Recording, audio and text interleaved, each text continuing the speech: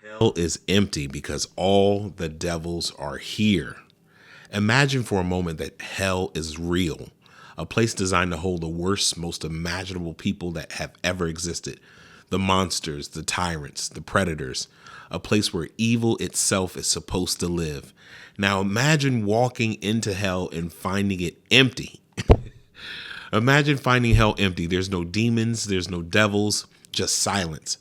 Because every monster, every manipulator, every predator is already walking the earth. More than 400 years ago, the playwright William Shakespeare wrote a haunting line in his play The Tempest.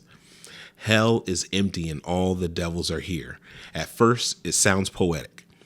But when you start looking at history and even the world today, that line begins to feel less like poetry and more like a warning. Because the truth is, the worst evil humanity has ever experienced didn't come from some mythological demons.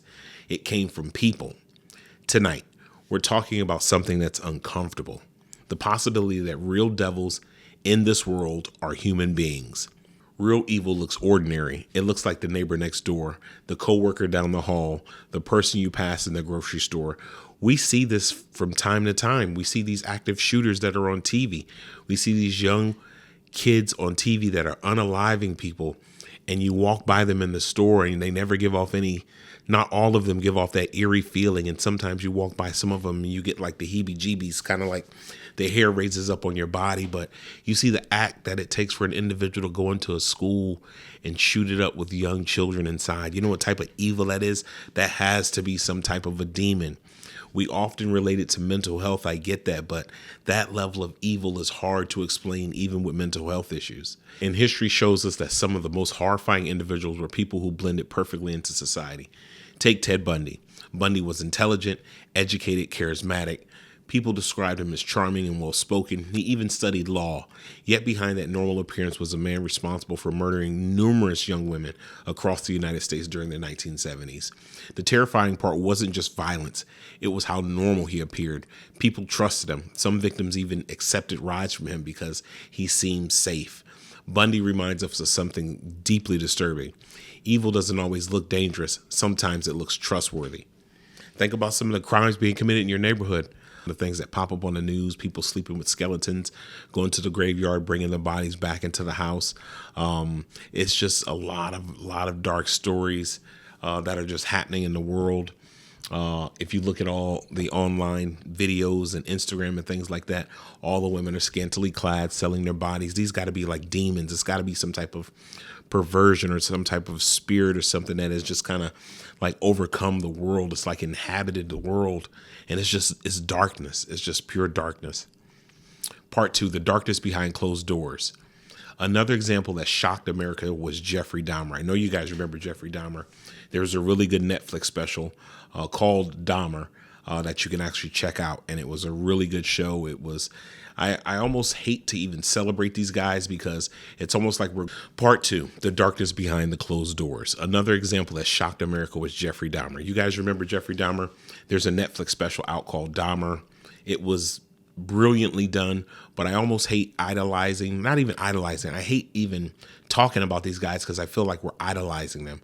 I feel like we're putting them up on a pedestal and we're forgetting about the victims. There's even like a serial killer museum down in Atlanta or something like that, right? America has a sick fascination with serial killers and holding them to a higher standard, giving them all these amazing characteristics like they're special individuals. These are dark individuals. Jeffrey Dahmer was one of them. Dahmer lived in an apartment in Milwaukee. To most people around him, he seemed quiet and socially awkward. But inside the apartment, unimaginable crimes were happening. Dahmer murdered multiple victims and committed acts so disturbing that when the truth was discovered, the entire country was horrified. Neighbors had complained about strange smells. Police had even visited the apartment multiple times. Police always gave him a pass. I've always believed police didn't investigate him further is because he was a white man. I've always believed that. Had he been any other persuasion of color, that would have been a different outcome, and I think he would have been stopped a lot sooner. But no one could fully imagine the darkness hiding inside. This is one of the most unsettling truths about evil. Sometimes it isn't obvious, sometimes it hides in plain sight, and sometimes people live just a few feet away from the horror without realizing it. which forces us to confront a difficult question. How often does evil hide behind ordinary lives? Part 3.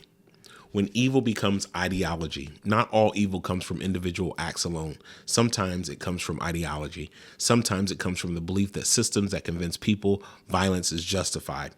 We've seen that here in the country, that as long as you are not the one being subjugated or punished by law enforcement, people often support that type of behavior for others, but don't want it for themselves. People are aware of the treatment of black people in America, but they would not want that punishment for themselves, but they are okay with it happening to another group of people. Justification for violence. A powerful example of this is Timothy McVeigh. You guys remember that lunatic? In 1995, McVeigh carried out an Oklahoma City bombing. He detonated a massive truck bomb outside of a federal building. It remains one of the deadliest attacks of domestic terrorism in America. And I still don't even think they refer to him as a terrorist, which is odd. He's just Timothy McVeigh. He's not Timothy McVeigh, the terrorist.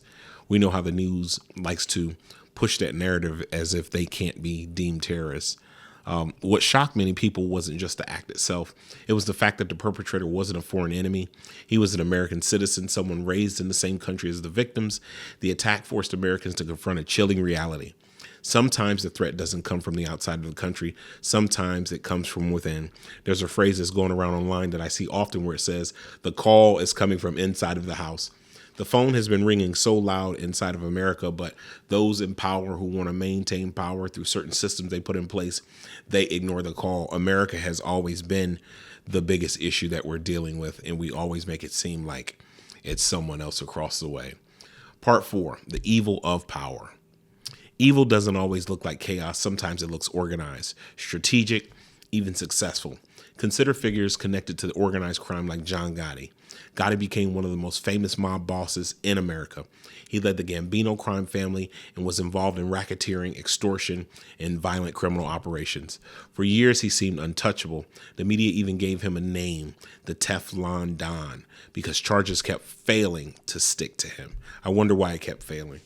It's almost like they're able to kind of save who they want to save, protect who they want to protect in the system, and punish who they want to punish, because there was overwhelming evidence about this guy, the Teflon Don, doing what he did. So, but anyway, another evil person.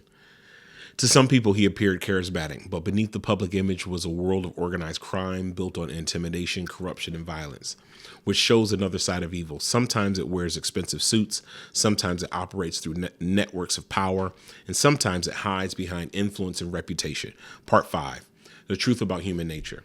When we look at examples like Bundy, Dahmer, McVeigh, and other powerful crime figures, a disturbing pattern appears. These men were not supernatural monsters. They were human beings by ordinary life, and yet they became capable of causing immense suffering, which forces us to confront a deeper and more uncomfortable truth. The potential for evil may not come from demons. It may come from human nature itself under certain circumstances, such as fear, anger, ideology. History shows us again and again that when morality breaks down, people can justify almost anything. And that means the battle between good and evil might not be happening somewhere supernatural. It might be happening inside of humanity itself. So when we hear the haunting line, hell is empty and all the devils are here, maybe it isn't saying demons are walking the earth. Maybe it's reminding us that human beings are capable of incredible good, but also unimaginable evil. The real question isn't whether evil exists. History proves that it does.